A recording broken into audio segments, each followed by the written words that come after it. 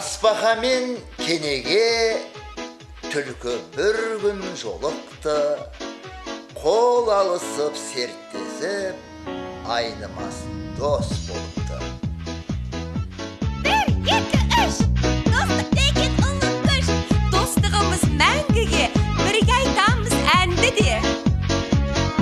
Бір, екі, үш, достық деген ұлы күш, достығымыз мәңгіге, бірге айтамыз әнді де. Достық деген ұлы күш, достығымыз мәңгіге, бірге айтамыз әнді де.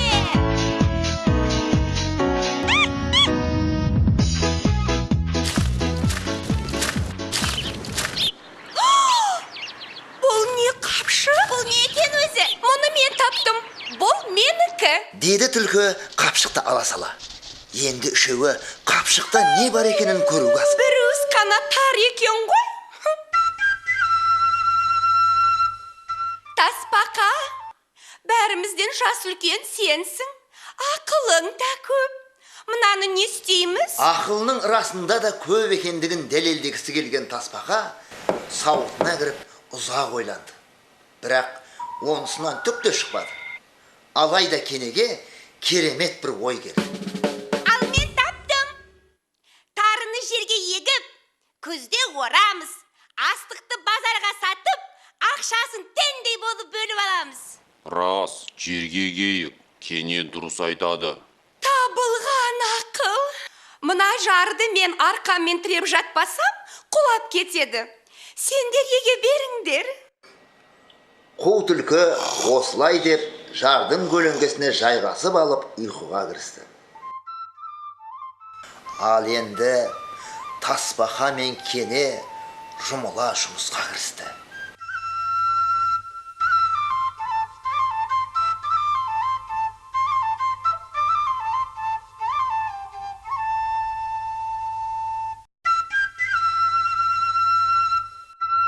Тасбақа тырнақтарымен жер жыртып, кене тары септі. Ыстық күнде екеуі алыстан су тасып, егін суарды. Таң атқаннан күн батқанша тынбай еңбектенген Тасбақа мен кене еңбек түбі береке екендігіне сенді. Ал қу түлкі болса, жарды тіреп жатырмын деген сылтаумен күні бойы ұйқыдан көз ашпады.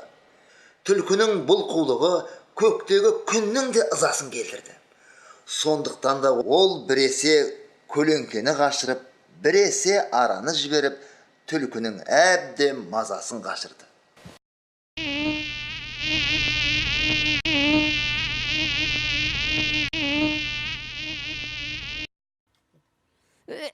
Итер, Тасбақа.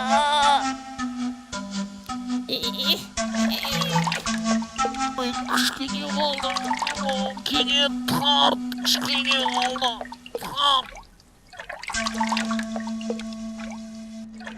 Ыстық күнде екеуі алыстан су тасып, егін суарды.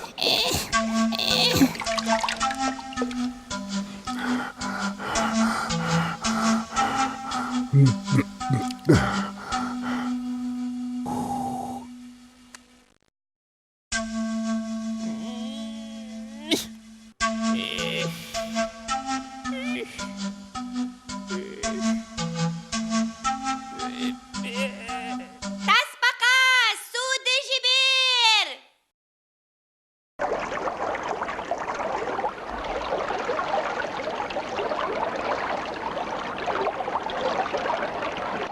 Алақай, су келді, алақай, су.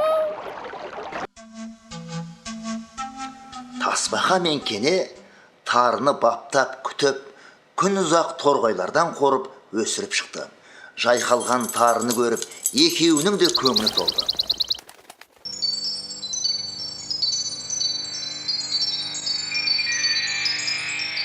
Жақсылап қайрап ал. Сен орасың, мен жинаймын.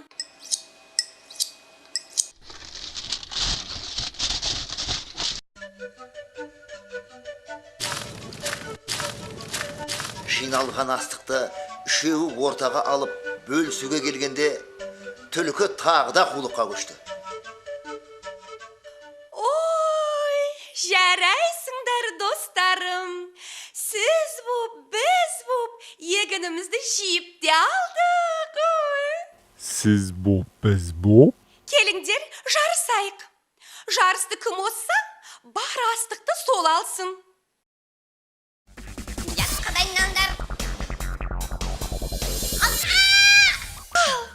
Кеттік. Налар кетіп қалды ме?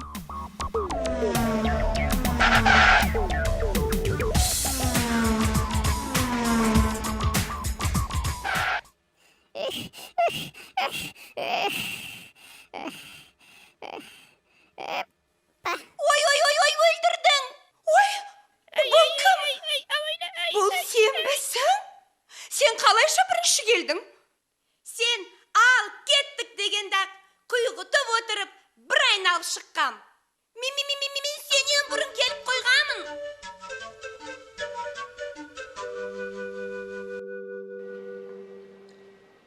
Енді екеуі тасбақаны күтті. Ұзақ күтті. Ал тасбақа байғұс мәреге үшінші болып келетініне сенімді. Мұндай жарыстан үшінші орын алу дегенде жақсы емес пе? Сонда да төртінші болып қалмайын деп барын салды.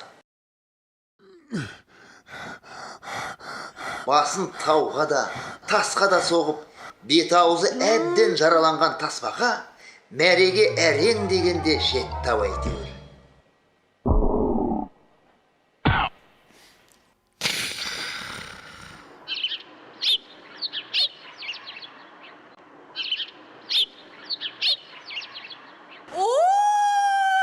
Міне, желаяқ досымыз тасбақа да келіп жетті.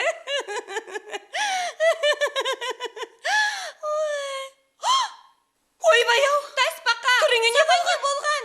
Тасбақам-ау, сұмдық-ау, сау тамтығын қалмапты ғой. Ойбай түке, құрысын сұрама. Жанына ерткен тазылары бар аңшылар мені ұстап алып, досың түлкі қайда? Айтқан деп таяқтың астын алды.